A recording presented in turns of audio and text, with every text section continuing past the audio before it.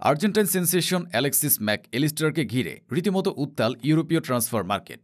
একাধিক রিপোর্ট বলছে বর্তমান ফুটবল দুনিয়ার অন্যতম পরাশক্তি রিয়াল মাদ্রিদ আগ্রহী এই লিভারপুল মিডফিল্ডারকে দলে ভেড়াতে। বিশ্বস্ত ট্রান্সফার বিশেষজ্ঞ ফেব্রিজিও রোমানো সহ একাধিক শীর্ষস্থানীয় ক্রীড়া সাংবাদিক ইতোমধ্যে বিষয়টি নিয়ে ইঙ্গিত দিয়েছেন। ধারণা করা হচ্ছে ম্যাক এলিস্টারকে পেতে হলে রিয়ালকে গুনতে হতে পারে 90 থেকে 100 মিলিয়ন ইউরোর বিশাল অঙ্ক। 2022 কাতার বিশ্বকাপে আর্জেন্টিনার জার্সিতে বাজিমাত করেছিলেন ম্যাক এলিস্টার। এরপর ব্রাইটন থেকে লিভারপুলে এসে যেন নিজেকে নতুনভাবে আবিষ্কার করেছেন। চলতি মৌসুমে 45 ম্যাচে 11 গোল ও অ্যাসিস্ট মিলিয়ে পারফরম্যান্সে রেখেছেন গভীর ছাপ।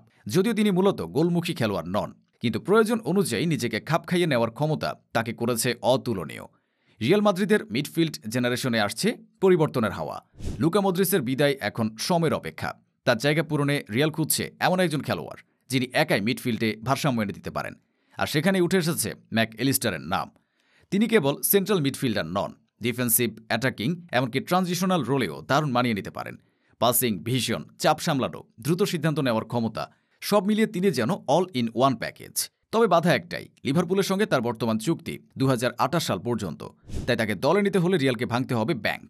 তবে রিয়ালের ইতিহাস বলে প্রতিভাবান খেলোয়াড়দের জন্য ক্লাবটা পিছপা হয় না, বিশেষ করে যখন মিডফিল্ডে এমন একজন দরকার যিনি ভবিষ্যতের ইঞ্জিন হতে পারেন।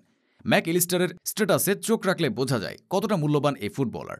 মিডফিল্ডার হয়েও অনেক স্ট্রাইকারের চেয়েও বেশি শট নিয়েছেন, ডিফেন্ডারদের চেয়ে সফল ট্যাকল করেছেন বেশি। তার উপস্থিতিতে লিভারপুল এই মৌসুমে টেবিলের শীর্ষে, চ্যাম্পিয়ন্স লিগেও লড়েছে দুর্দান্তভাবে।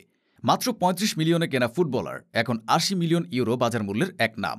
2 মৌসুমে তার মূল্য বেড়েছে দ্বিগুণেরও বেশি। এটা নিজেই বলে দেয় তার প্রভাব কতটা বড়। সৃজনশীল খেলোয়াড় ম্যাক এলিস্টার জন্মেছেন এমন এক পরিবারে যেখান থেকে তার ফুটবলে না আসাটাই আশ্চর্যকর হতো। ম্যাক এলিস্টারের বাবা ছিলেন ফুটবলার। আর্জেন্টাইন কিংবদন্তি ম্যারাডোনার সাথে একই দলে খেলেছেন। ম্যাক এলিস্টারেরা 3 ভাই, 3 জনই আছেন ফুটবলের সাথে। অপর 2 ভাই এখনও ঘরোয়া লিগে খেলছেন।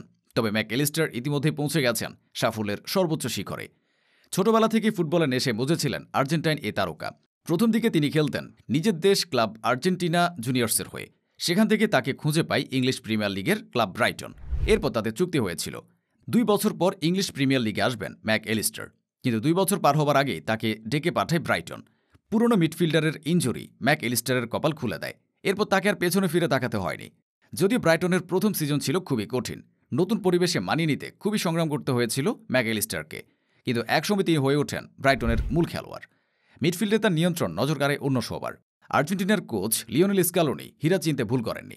বিশ্বকাপ বাছাই পর্বের 2 ম্যাচে ডাক পেয়েছিলেন ম্যাক এলিস্টার। এর আগে 2019 সালে এক প্রীতি ম্যাচে তার অভিষেক হয়েছিল।